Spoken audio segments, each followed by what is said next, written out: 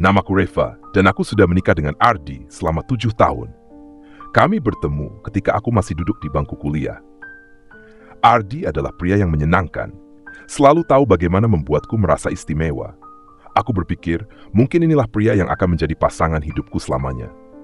Kami menikah muda, dan tahun pertama pernikahan kami terasa seperti mimpi yang jadi kenyataan. Tak lama setelah pernikahan, kami dikaruniai seorang anak laki-laki yang kami beri nama Raka. Aku memutuskan berhenti bekerja setelah Raka lahir, dan Ardi mendukung keputusan itu. Dia bekerja keras untuk memenuhi kebutuhan kami. Meski tidak hidup mewah, aku merasa cukup. Namun 3 tahun terakhir ini, semuanya berubah. Ardi mulai sering pulang larut malam. Dia selalu punya alasan. Pekerjaan yang menumpuk, meeting yang tidak bisa ditinggalkan, atau acara kantor. Awalnya aku percaya, dia adalah suamiku, dan aku pikir tidak ada alasan baginya untuk berbohong. Tapi perlahan, aku mulai merasa ada yang salah.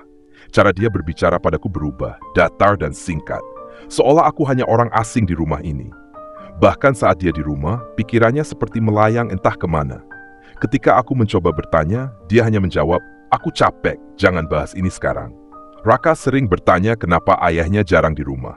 Aku hanya bisa menjawab, "Ayah sibuk kerja, nak."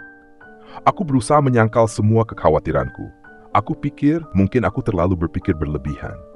Tapi malam itu, ketika aku membuka ponsel Ardi yang tertinggal di ruang tamu, aku menemukan sesuatu yang membuat jantungku berhenti sejenak. Aku tidak pernah punya kebiasaan membuka-buka ponsel Ardi. Itu bukan sifatku, dan aku percaya padanya.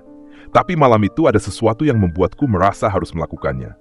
Ponselnya berdering terus-menerus di meja, dan ketika aku melihat layar, ada nama yang muncul. Dina. Dina adalah sahabatku.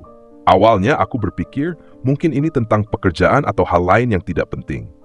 Tapi pesan-pesan yang kutemukan di dalamnya membuat tubuhku membeku. "Aku sudah tidak sabar ketemu kamu lagi." Begitu isi salah satu pesannya. Ada juga foto-foto mereka berdua di sebuah kafe. Senyuman mereka tampak akrab, terlalu akrab. Dina bahkan memanggilnya dengan nama sayang yang tidak pernah aku gunakan. Aku mencoba bernapas tenang. Rasanya sulit percaya bahwa Dina, yang selama ini sering menghabiskan waktu bersama keluargaku, bisa melakukan ini. Aku ingin segera menanyakannya pada Ardi, tapi dia masih belum pulang. Pukul sudah menunjukkan tengah malam, dan aku duduk sendirian di ruang tamu, memikirkan semua hal yang telah terjadi beberapa bulan terakhir. Keesokan paginya, ketika Ardi akhirnya pulang, aku mencoba menahan emosi. Aku menanyakan dengan lembut, "Kamu sering ketemu Dina ya?" Dia terdiam sejenak sebelum menjawab dengan wajah datar. "Kadang, kalau kebetulan aja." Aku tahu dia berbohong. Hari-hari berikutnya, aku mencoba mencari tahu lebih banyak tanpa membuat Ardi curiga. Aku mengamati setiap gerak-geriknya, membaca pesan-pesannya diam-diam, dan bahkan bertanya secara tersirat pada Dina. Dina hanya tersenyum dan berkata, "Kamu jangan mikir yang aneh-aneh, Reva. Aku selalu anggap kamu sahabat terbaikku." Tapi senyumnya terasa palsu. Ketegangan semakin memuncak ketika suatu malam aku melihat Ardi dan Dina bersama di sebuah restoran. Aku sedang mengantar Raka ke rumah temanku dan memutuskan berhenti untuk membeli sesuatu di restoran itu. Di sana, aku melihat mereka duduk berdua, tertawa, dan terlihat seperti pasangan. Aku tidak tahu bagaimana harus bereaksi. Dadaku sesak, tapi aku tidak ingin membuat keributan di depan umum. Malam itu, aku menunggu Ardi di rumah. Ketika dia pulang, aku langsung bertanya, "Kenapa kamu bohongin aku? Kamu dan Dina ada apa sebenarnya?" Wajahnya berubah. Dia tidak bisa lagi menyangkal, tapi dia juga tidak mau menjelaskan. Dia hanya berkata, "Ini tidak seperti yang kamu pikirkan." Kalimat itu justru membuatku semakin marah dan bingung. Aku mulai merasa kehilangan kendali atas hidupku. Ardi semakin jarang pulang, dan aku mendengar dari beberapa teman bahwa dia mulai menghabiskan banyak uang.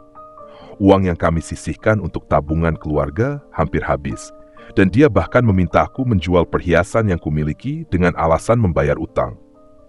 Aku tidak tahu harus percaya apa lagi. Puncaknya terjadi pada suatu malam ketika aku menerima telepon dari seseorang yang tidak aku kenal. Suaranya terdengar tegas dan dia memperkenalkan diri sebagai seorang penyidik dari kantor kepolisian. Dia meminta aku datang ke kantornya untuk membahas sesuatu yang berkaitan dengan Ardi. Aku bingung, bahkan sempat berpikir ini hanya kesalahpahaman. Namun, perasaanku semakin tidak enak. Ketika aku tiba di kantor polisi, mereka menunjukkan beberapa dokumen yang membuatku terkejut. Ardi ternyata terlibat dalam bisnis ilegal, dan namanya sudah lama menjadi target penyelidikan. Bisnis ini melibatkan pencucian uang dan penipuan investasi. Mereka menjelaskan bahwa Ardi menggunakan uang hasil penipuan untuk membiayai gaya hidupnya, termasuk hubungan gelapnya dengan Dina. Aku hampir tidak bisa menerima semua ini. Hatiku sudah cukup hancur karena pengkhianatannya, tapi mengetahui dia terlibat dalam sesuatu yang bisa menghancurkan hidup kami membuatku merasa tercekik. Aku menahan air mata saat penyidik itu menjelaskan bahwa mereka mencoba melacak semua transaksi keuangan Ardi, termasuk dana dari rekening keluarga kami. Setelah pertemuan itu, aku pulang dengan tubuh lemas. Ardi sedang duduk di ruang tamu ketika aku sampai di rumah. Kali ini, aku tidak bisa lagi menahan kemarahanku. Aku menunjukkan semua dokumen yang diberikan oleh penyidik tadi, dan dia langsung terdiam. Untuk pertama kalinya, aku melihat rasa bersalah di wajahnya. Tapi itu tidak cukup. Apalagi yang kamu sembunyikan dari aku? Tanyaku, suaraku bergetar.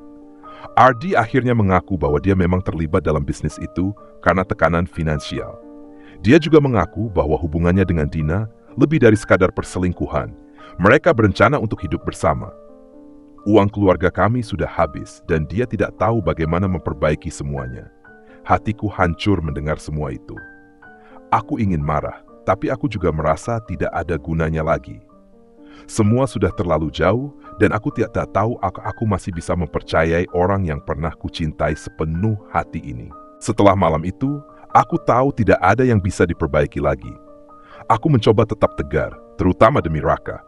Bagaimanapun juga, dia masih membutuhkan sosok seorang ayah, meskipun hatiku sudah tidak ingin lagi melihat Ardi di rumah ini. Aku mulai membuat rencana untuk meninggalkan pernikahan ini. Tapi aku harus memastikan semuanya berjalan dengan baik untuk masa depan anakku. Ardi di sisi lain berusaha mendekatiku lagi. Dia mencoba meyakinkanku bahwa dia bisa berubah, bahwa dia akan memperbaiki segalanya. Namun, setiap kata-katanya terdengar hampa. Setiap kali aku memandangnya, yang kulihat hanyalah kebohongan dan pengkhianatan yang selama ini disembunyikannya dariku. Raka mulai merasakan ketegangan di rumah kami.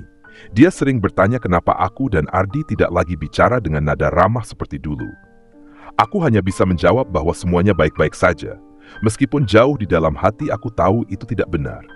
Aku mencoba mengalihkan perhatian dengan menghabiskan lebih banyak waktu bersama Raka, membawanya bermain di taman, atau membacakan cerita sebelum tidur. Namun, aku juga mulai sibuk mengurus dokumen perceraian. Aku berkonsultasi dengan seorang pengacara untuk memastikan hak asuh Raka tetap ada padaku. Aku tahu langkah ini akan sulit, tetapi aku tidak punya pilihan lain. Tetap tinggal bersama Ardi hanya akan memperburuk keadaan, baik untukku maupun untuk anak kami. Semakin hari, Ardi terlihat semakin tertekan. Dia kehilangan pekerjaannya dan mulai dikejar-kejar oleh para investor yang merasa ditipu. Suatu malam, dia datang ke kamar dan memohon padaku untuk memberinya kesempatan terakhir. Dia berjanji akan meninggalkan semua bisnis gelap itu dan memulai hidup baru. Aku hanya menatapnya tanpa kata-kata. Dalam hati aku tahu aku tidak bisa memberinya kesempatan lagi. Akhirnya, aku mengambil langkah yang selama ini aku takuti. Aku menggugat cerai Ardi. Aku tahu keputusan ini akan mengubah segalanya. Tapi aku tidak punya pilihan lain. Ardi mencoba menentang keputusan itu, tapi dia tidak punya banyak argumen yang bisa menahan keputusanku. Aku sudah terlalu lelah dengan semua kebohongannya. Proses perceraian berlangsung cepat karena aku membawa cukup banyak bukti, termasuk dokumentasi tentang perselingkuhannya dan keterlibatannya dalam bisnis ilegal. Hak asuh Raka diberikan kepadaku, dan aku merasa sedikit lega meskipun hidupku kini harus dimulai dari awal. Aku menyewa sebuah apartemen kecil dan mulai mencari pekerjaan untuk mencukupi kebutuhan kami berdua. Beberapa bulan setelah perceraian, aku mulai merasa sedikit damai. Aku fokus pada Raka dan pekerjaanku, mencoba membangun hidup yang lebih baik. Namun, satu berita mengejutkan datang dari seorang teman lama yang masih berhubungan dengan Ardi. Dia memberitahu bahwa Ardi akhirnya ditangkap oleh pihak berwajib karena keterlibatannya dalam kasus besar yang melibatkan jaringan penipuan investasi. Berita itu membuatku terdiam lama. Aku merasa bersyukur telah meninggalkan pernikahan itu sebelum segalanya semakin parah. Tapi di sisi lain, ada bagian kecil dalam diriku yang merasa kasihan pada Ardi. Aku tahu dia bukan orang yang sepenuhnya jahat. Dia hanya terjebak dalam pilihan-pilihan buruk yang akhirnya menghancurkan dirinya sendiri. Namun, aku tidak bisa terus terjebak dalam rasa iba. Aku harus melangkah maju. Raka membutuhkan aku lebih dari sebelumnya. Dan aku tidak boleh membiarkan masa lalu menghancurkan masa depan kami. Aku memutuskan untuk tidak lagi memikirkan Ardi. Hidupku sekarang adalah tentang aku dan anakku, dan aku berjanji akan memberikan yang terbaik untuk kami berdua. Hidup baru memang tidak mudah, tapi aku belajar satu hal penting. Terkadang melepaskan adalah satu-satunya cara untuk bertahan. Aku mungkin tidak lagi percaya pada cinta seperti dulu, tapi aku percaya bahwa aku mampu membangun kebahagiaan dengan caraku sendiri.